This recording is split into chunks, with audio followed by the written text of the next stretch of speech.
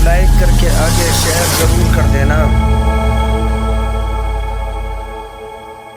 آپ اپنی عقیدے کی کھیتی الگ چلائیں اور مرشدان طریقت کا نام الگ لیں۔ لوگ کہتے ہیں نہیں جی ہم بھی غوث پاک کے سلسلے کے خلیفاؤں میں مجاز ہو کر کے آئے ہیں۔ وہ کہاں سے مجاز ہو کر کے آئے ہیں؟ آپ مجاز کہاں سے ہو کر کے آئے ہیں؟ نہیں ہمیں بھی خلافت حاصل ہے۔ غوث پاک تو یہ کہتے ہیں نظرت الی بلاد اللہ جمعن کخردلۃ علی حکم اتصالی، کہ اللہ کے شہروں کو میں ایسے دیکھتا ہوں جیسے ہتھیلی پہ رائی کا دانا۔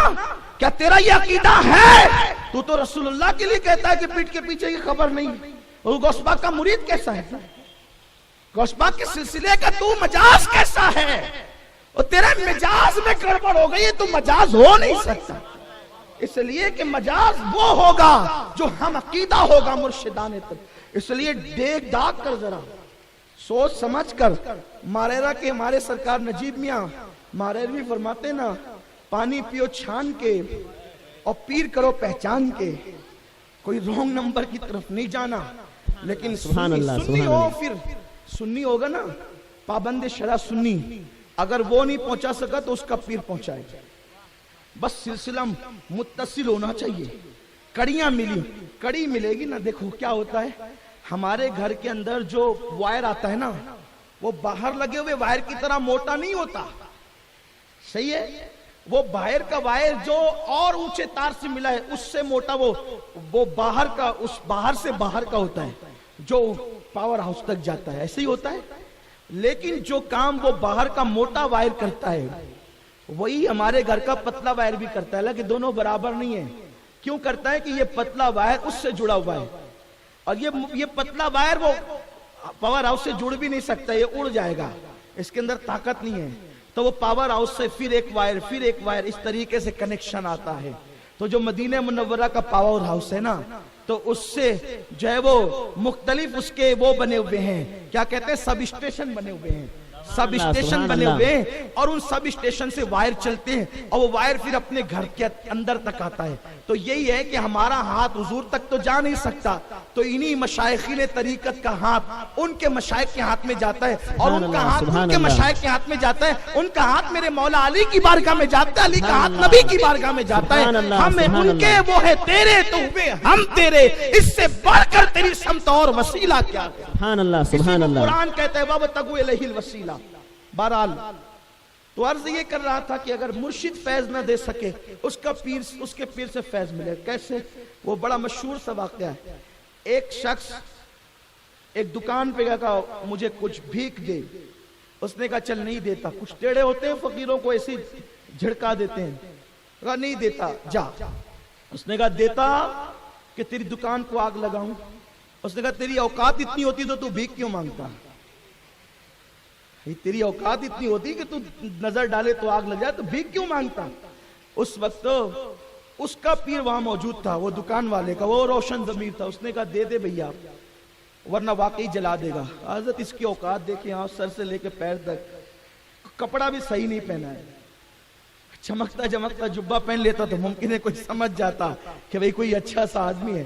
ہمارے تو سارے لباس ہی ہم دیکھتے ہیں نا، ہم ہمیں کا پیش دیکھتے ہیں، ہم کرتوں کا لباس دیکھتے ہیں، لیکن نادانوں سنو، جن کے کنیکشن وہاں سے جڑ جاتے ہیں، حضور فرماتے ہیں ان کا حال یہ ہوتا ہے کہ اگر وہ گم جائے تو لوگ ان کو ڈھونڈے بھی نہیں، سبحان اللہ، وہ مر جائے تو لوگ ان کے جنازے میں بھی شرکت نہ کرے، وہ بھوکے ہو تو کوئی ان کو کھانا بھی نہ کھلائے، وہ محفل میں آئے تو بھگا دیے جائیں، وہ بیمار پڑے تو کوئی عیادت نہ کرے۔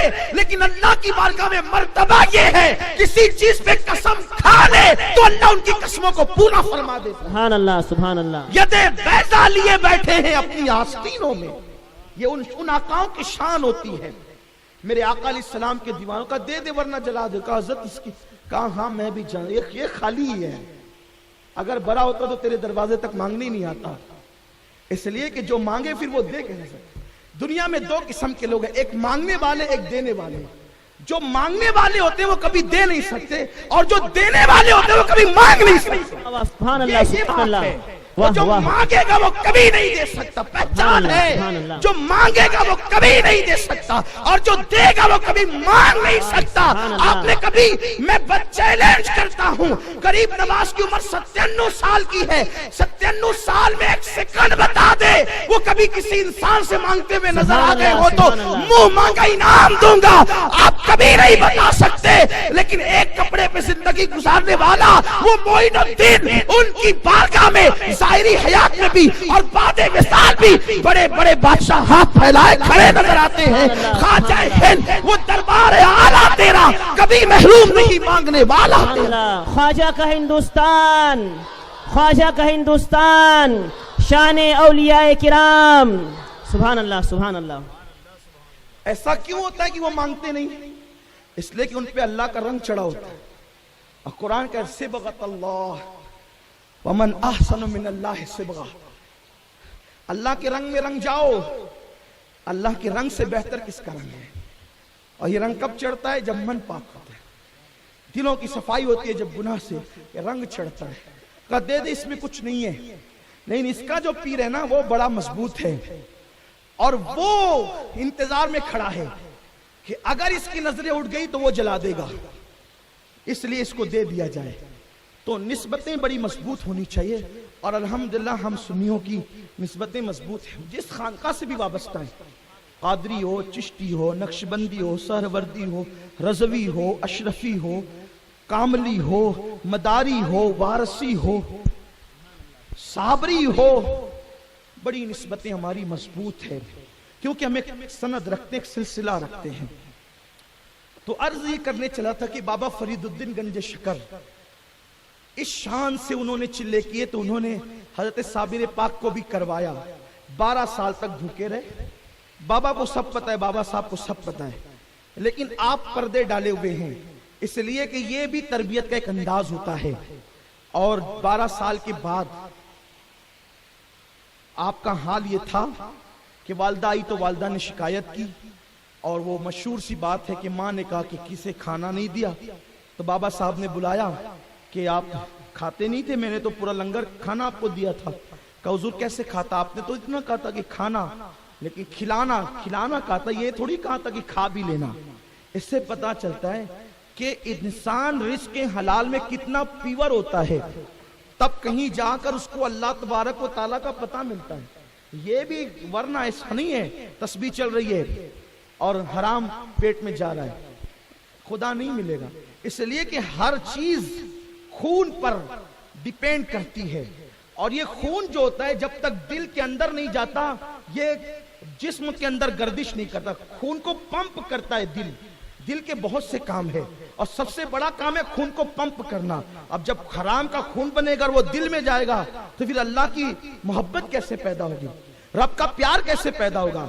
یہ خاص صفت ہوتی ہے اللہ والوں کی. وہ جوتے سل لیں گے لیکن حرام کی طرف نہیں جائیں گے, وہ پانی بیچیں گے حرام کی طرف نہیں جائیں گے, وہ جھاڑو دے دیں گے حرام کی طرف نہیں جائیں گے. اس لیے کہ رزق حلال کے لیے ذلت کی جگہ کھڑا ہونا یہ ذلت نہیں ہے, حرام کھانا یہ ذلت ہے. آپ جانتے ہیں یہاں ایک بات آئی تو عرض کروں. ایک مرتبہ محبوب الہی کی بارگاہ میں ایک شخص آیا, مرید. حضرت آپ کہتے ہیں کہ شہروں کا نظام قطب کے ہاتھ میں ہوتا ہے, اور یہ بتائیں کہ اس وقت قطب کون ہے دلی کا؟ حضرت محبوب صاحب کی بارگاہ میں. اب محبوب صاحب قطب الاقطاب تھے اپنے دور کے. حضرت محبوب الہی بہت بڑے بزرگ ہے, دلی جایا کرو تو وہاں حاضری دیا کرو, اس لیے کہ وہ محبوب الہی ہے, بہت بڑے بزرگ ہیں. ان کے مقام کو میں کیا عرض کروں, ورنہ ابھی میں اس طرف جاؤں تو میرا عنوان صابر پاک کا تشنہ رہ جاتا ہے. لیکن بس اتنا عرض کروں کہ وہ قطب الاقطاب تھے اپنے دور کے. پوری زندگی آپ نے کبھی فجر کی نماز دلی میں نہیں پڑھی, آپ ہمیشہ نماز فجر ادا کرنے کے لیے حرم محترم تشریف لے جاتے. سبحان اللہ, سبحان اللہ. آپ کے محلے کے لوگ آپ سے بڑے ناراض رہتے تھے. صوفی صاحب, محبوب صاحب سے محلے کے لوگ بڑے ناراض رہتے تھے. وہ کیوں ناراض رہتے تھے؟ اس لیے یہ فجر نہیں پڑھتے ہیں, فجر نہیں پڑھتے. واہ واہ. انا للہ و انا الیہ راجعون. لوگوں کا حال بھی بڑا عجیب ہے. اور یاد رکھیں کہ آدمی پہچانے میں بڑی مشکل ہوتی ہے, ہم بھی ایسا ہی کرتے ہیں. لوگ بس اپنے انداز سے لوگوں کو دیکھتے ہیں، یہ نہیں دیکھتے یار میرا قد چھوٹا، اس کا سر بڑا، اس کے سر تک میری نظر نہیں جائے گی تو اس کو پہچانوں گا کیسے؟ اور پورے محلے میں مشہور تھا محبوب صاحب اچھے بڑے آدمی ہیں لیکن فجر کبھی نہیں پڑھتے، کیونکہ 4 وقت کی نماز مسجد میں آ کے پڑھتے ہیں، 5ویں وقت کی گل کر جاتے ہیں، استغفر اللہ۔ لیکن جو مخالفین تھے ایک مرتبہ وہی حج کے لیے تشریف لے گئے، اور جب وہ حج سے آئے تو گھر آنے کی بجائے سیدھا محبوب صاحب کی خانقاہ میں آئے۔ ہم لوگ غلامان اولیاء جب بھی محبوب صاحب کہتے ہیں عاشقوں کی زبان میں تو ان سے مراد حضرت محبوب الہی ہوتے ہیں۔ ہمارے ایک اصطلاح جب بھی غوث اعظم کہیں گے تو اس سے مراد بغداد کے دولہ ہے، صابر پاک کہیں گے تو اس سے مراد مخدوم العالمین تاجدار کلیر ہے، اسی طرح مخدوم پاک کہیں گے تو کچوچا کے تاجدار ہیں۔ یعنی ایک وہ ہے ہمارے یہاں اصطلاح ہے، اور محبوب صاحب جب کہیں گے تو اہل تصوف محبوب صاحب سے مراد حضرت محبوب پاک کو مراد لیتے، محبوب الہی کو مراد لیتے۔